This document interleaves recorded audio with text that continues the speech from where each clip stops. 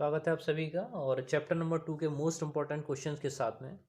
तो पहला जो इम्पोर्टेंट क्वेश्चन है मैंने आपके सामने रखा है वो है समविभव प्रश्न। कई सारे बोर्ड एग्जाम्स में मैंने इस क्वेश्चन को अक्सर देखा, कई तरीके से पूछा गया है। कुछ जगह पर सीधी सीधी आपसे डेफिनेशन पूछ लिया जाता है कि समविभव प्रश्न किसे कहते हैं। दूसरा, कई जगह मैंने ये भी देखा है कि वहाँ पूछा गया है कि समविभव प्रश्न में अगर किसी आवेश को लेकर जाएं, किसी चार्ज को कैरी कराते हैं अगर इक्वी सरफेस पोटेंशियल पर, तो वहाँ पर वर्क डन कितना होता है, किया गया कार्य कितना होता है। कई साल बोर्ड परीक्षा में क्वेश्चन रिपीट हुए हैं।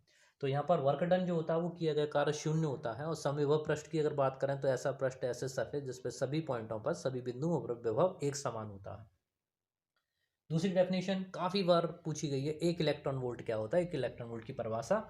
तो एक इलेक्ट्रॉन वोल्ट क्या है, एक इलेक्ट्रॉन को अगर हम 1 वोल्ट विभवांतर से त्वरित करते हैं तो उसकी एनर्जी 1 इलेक्ट्रॉन वोल्ट कहलाती है। सिंपल है। थर्ड में आज मैं जो रखना चाहूँगा क्वेश्चन वो है आपका वैद्युत धारिता। वैद्युत धारिता की डेफिनेशन आपसे पूछी जा सकती है, मात्रक पूछा जा सकता है, विभव सूत्र पूछा जा सकता है, डायमेंशंस क्या होते हैं।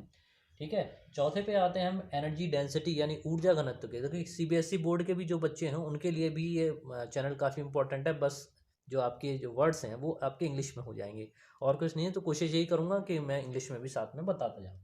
एनर्जी डेंसिटी या ऊर्जा घनत्व क्या होती है, किसी भी संधारित्र की ऊर्जा घनत्व की परिभाषा पूछी जा चुकी है।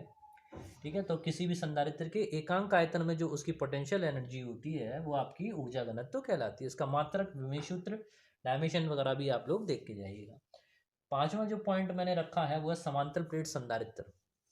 समांतर प्लेट संधारित्र क्या है कि एक समांतर प्लेट संधारित्र के बीच में अगर एक प्लेट रख दी जाए, ठीक है, यहाँ पर प्लेट का है, ठीक है, प्लेट रखने पर, और प्लेट की थिकनेस जो है वो टी है और उसका जो परावैद्युतांक है डाइलेक्ट्रिक जो है वो आपका के है।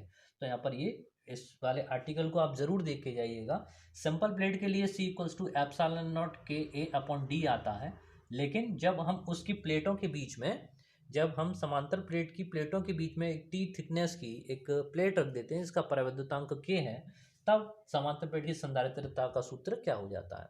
ठीक है। नीचे थोड़ा विजिबिलिटी नहीं हो रही है कि इसके बाद में जो मैंने आपको बताया कि अलग अलग कैपेसिटेंस के अगर संधारित्र श्रेणी क्रम में लगे हुए हों या आपके पैरेलल कंडीशन में लगे हुए हों, उस दशा में उनकी जो टोटल कैपेसिटेंस है वो कितनी होगी, उनके स्तरों पर पोटेंशियल कितना होगा। मतलब कुल मिलाकर एक न्यूमेरिकल यानी एक अंकित प्रश्न आप इसका जरूर देख कर चाहिएगा।